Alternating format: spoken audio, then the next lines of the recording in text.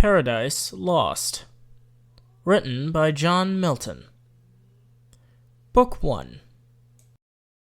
9 times the space that measures day and night to mortal men, he with his horrid crew lay vanquished, rolling in the fiery gulf, confounded though immortal. But his doom reserved him to more wrath, for now the thought both of lost happiness and lasting pain torments him. Round he throws his baleful eyes, that witnessed huge affliction and dismay, mixed with obdurate pride and steadfast hate. At once, as far as angels can, he views the dismal situation waste and wild, a dungeon horrible, on all sides round, as one great furnace flamed, yet from those flames no light, but rather darkness visible, served only to discover sights of woe, regions of sorrow, doleful shades, where peace and rest can never dwell, hope never comes, that comes to all, but torture without end. Still urges and a fiery deluge, fed with ever-burning sulphur, unconsumed. Such place eternal justice had prepared for those rebellious, here their prison ordained in utter darkness, and their portions set, as far removed from God and light of heaven, as from the centre thrice to the utmost pole.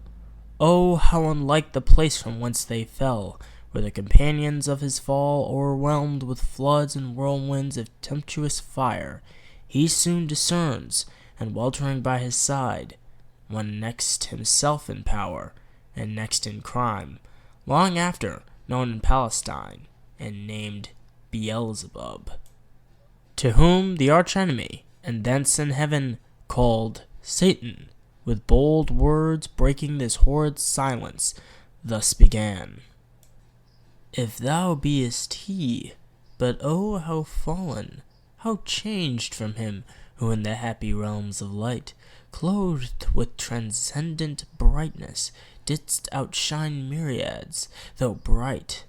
If he whom mutual league, united thoughts and counsels, equal hope and hazard in the glorious enterprise, joined with me once, now misery hath joined in equal ruin, into what pit thou seest, from the highest fallen, so much the stronger proved, he with his thunder.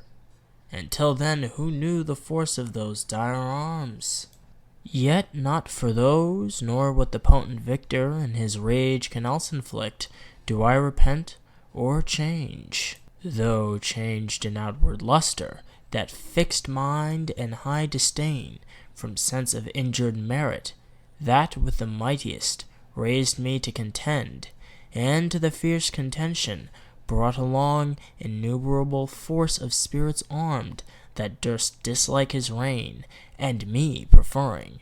His utmost power with adverse power opposed, in dubious battle on the plains of heaven, and shook his throne.